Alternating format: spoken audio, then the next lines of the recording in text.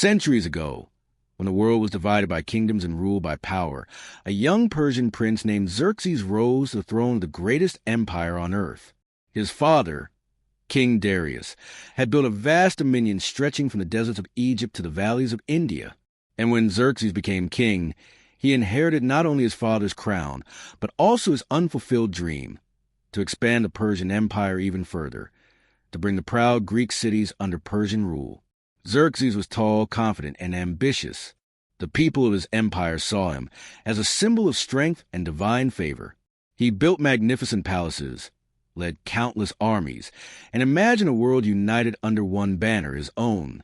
Yet within that ambition lay a shadow that every great ruler faces, the test of pride. From the moment he became king, Xerxes prepared for a campaign that would shake the ancient world. For years, he gathered soldiers from every province, warriors from Babylon, Egypt, Lydia, and India. His army was said to be so large that when it marched, it covered valleys and plains like a sea of bronze. The Persian Empire had never seen such unity, nor the world such a force. When Xerxes reached the edge of his empire, he faced a great challenge, a vast stretch of sea known as the Hellespont, separating Asia from Europe. To bring his army across, Xerxes ordered a massive bridge to be built over the water, using hundreds of ships tied together with ropes and planks. It was a feat of engineering far ahead of its time. Though storms destroyed it once, he rebuilt it. Proof of human determination, not defiance of nature. With that, his army crossed into Europe, and the invasion of Greece began.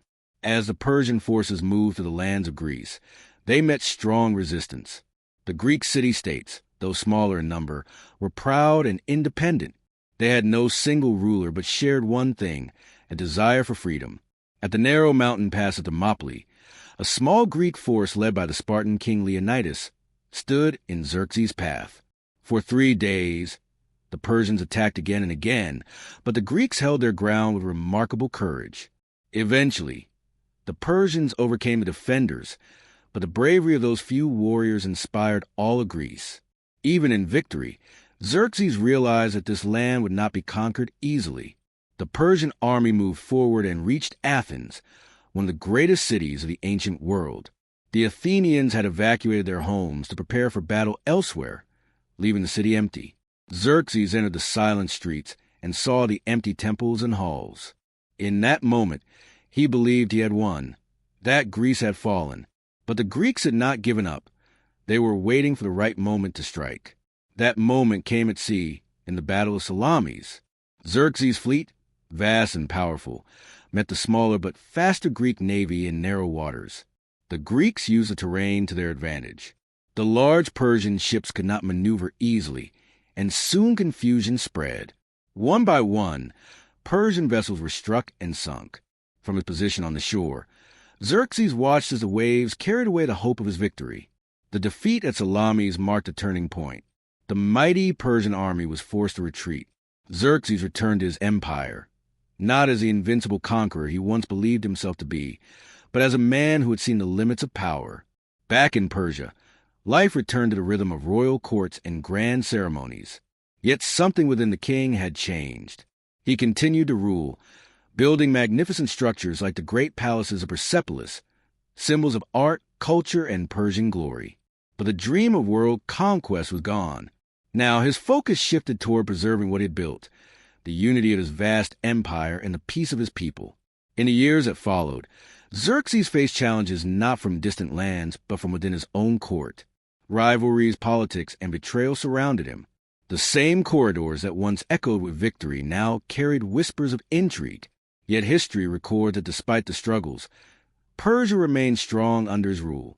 Trade flourished, roads connected distant cities, and monumental architecture gave the empire a legacy that would outlast its kings. Every ruler's life, however, is a journey from light to shadow. Xerxes' later years were quieter, more reflective. He had seen the heights of power and the lessons of defeat. The man who once commanded the greatest army in history now sought peace within his own heart. When Xerxes passed away, the empire mourned its king. His successors continued to build upon his legacy, and Persia remained one of the most advanced civilizations of the ancient world, known for its art, culture, governance, and tolerance. Today, Centuries later, his name still stands carved in stone on the ruins of Persepolis. The pillars and walls that remain tell not a story of failure, but of greatness mixed with humanity. They remind us that every empire rises and falls, but what endures is the wisdom learned from those cycles. The story of King Xerxes is not one of cruelty or pride alone. It is a story of a man who dared to dream beyond boundaries, who united nations, and who learned that true strength lies not just in conquering lands, but in understanding one's own limits. From his victories and mistakes, history gained perspective. The Persian Empire he ruled became a foundation of culture, architecture, and administration that influenced countless civilizations after it. Roads, canals, postal systems, and art all flourished under Persian innovation. Xerxes' reign reminds us that even the greatest rulers are human, shaped by ambition, guided by vision, and tested by time. His rise showed what unity and leadership can achieve. His fall revealed that humility and reflection are what truly define greatness. As the winds blow across the silent ruins of Persepolis, they whisper stories of courage, brilliance, and change. They remind us that no power lasts forever, and that every monument, no matter how grand, will one day crumble into dust. But ideas, justice, ambition, vision, those never die. So when we speak of Xerxes today, we do not speak of conquest alone. We speak of legacy, of eternal balance between strength and wisdom, power and restraint, pride and humility. His empire may have faded, but his story continues to echo through time as a lesson for rulers, leaders, and dreamers alike. For in the end, every throne is temporary.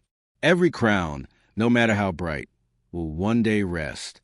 What endures is a mark one leaves on history, not through domination, but through understanding. This was the journey of King Xerxes, a ruler who rose with the ambition to rule the world and fell with the wisdom of knowing its limits. His story, like all great tales of history, lives on not as a warning, but as a mirror reflecting the rise and fall of every empire that followed.